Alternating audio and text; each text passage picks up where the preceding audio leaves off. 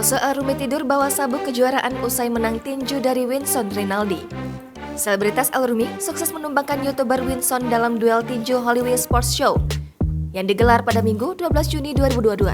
Sebagai tanda kemenangan, Alrumi berhasil membawa pulang sabuk kejuaraan. Putra penyanyi Ahmad Dhani itu tak menyangka bisa memenangkan pertandingan tersebut.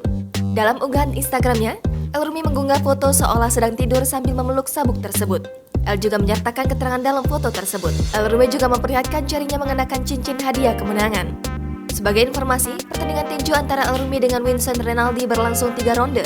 Dalam 2 ronde pertama, tampak Winson berkali-kali memukul Alrumi. Namun sayang, pada ronde ketiga terlihat Winson kehabisan tenaga.